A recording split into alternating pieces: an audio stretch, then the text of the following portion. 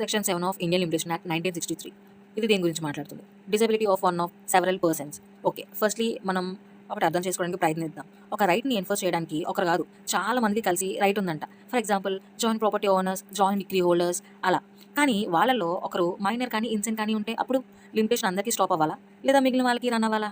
అదే ఈ క్వశ్చన్స్ ఏవైతే ఉన్నాయో వాటిని ఈ సెక్షన్ 7 అనేది డిసైడ్ చేస్తుందన్నమాట. ఓకే, సెక్షన్ 7లో మెయిన్ రూల్ ఏంటి అంటే ఇక్కడ మనం వేరే చదివినట్లయితే 2 కైండ్ ఆఫ్ కేసెస్ ఇస్తారు. ఫస్ట్లీ మనం మొదటిది చూద్దాం. ఓకేనా, ఈ సందర్భంలో ఏంటంటే డిశ్చార్జ్ ఇవ్వచ్చు డిజేబుల్డ్ పర్సన్ లేకుండా కూడా అనేటువంటి కేసు అనమాట.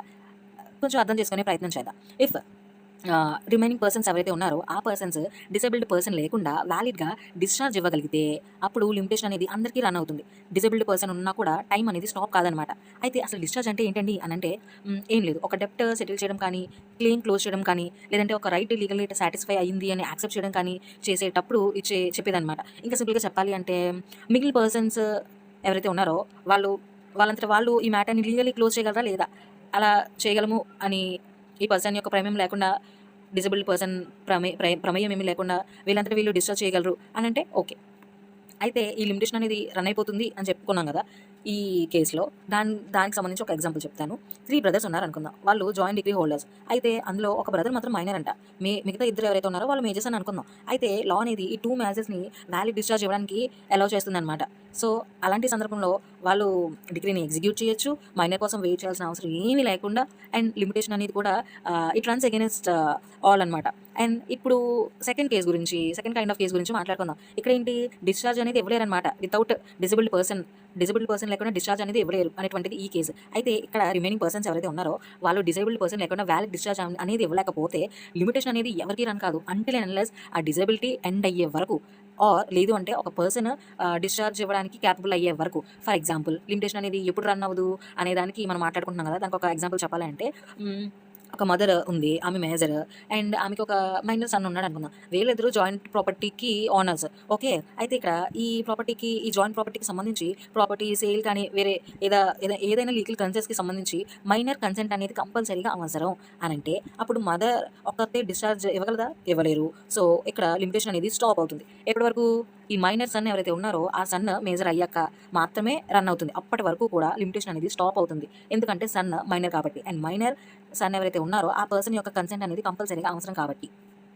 ఓకే, అండ్ ఈ సెక్షన్లో ఎక్స్ప్లెనేషన్ 1, ఎక్స్ప్లెనేషన్ 2 అని 2 ఎక్స్ప్లెనేషన్స్ ఇచ్చారు. ఫస్ట్లీ మనం మొదటిది చూద్దాం. ఏంటంటే ఈ సెక్షన్ 7 రూల్ ఏదైతే ఉందో అది ఆల్ టైప్స్ ఆఫ్ లయబిలిటీస్కి అప్లై అవుతుంది, ఇంక్లూడింగ్ ఇమూవబుల్ ప్రాపర్టీకి కూడా అని చెప్తున్నారు. అంతకుమించి ఈ ఎక్స్ప్లెనేషన్ ఇంకేం లేదు. అండ్ దెన్ ఎక్స్ప్లెనేషన్ 2 ఇది దేని గురించి అని అంటే హిందూ జాయింట్ ఫ్యామిలీకి సంబంధించి ఒక స్పెషల్ రూల్ అని అనుకుందాం.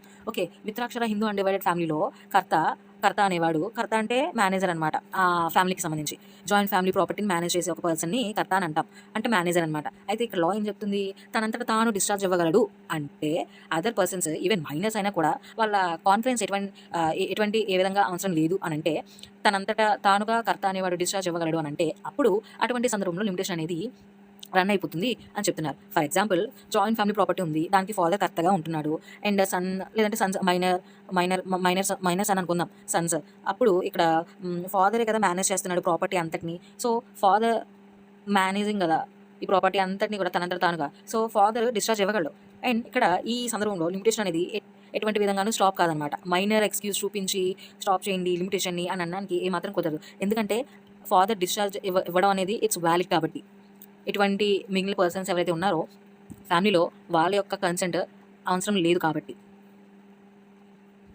ఒక్క లైన్లో చెప్పాలి అంటే if a valid discharge can be given disabled person లేకుండా అప్పుడు లిమిటేషన్ అనేది ఇట్ రన్స్ అగైనెస్ట్ ఆల్ అనమాట. ఒకవేళ అలా కాదు అంటే కనుక లిమిటేషన్ అనేది అందరికీ సస్పెండ్ అవుతుంది ఈక్వల్గానే.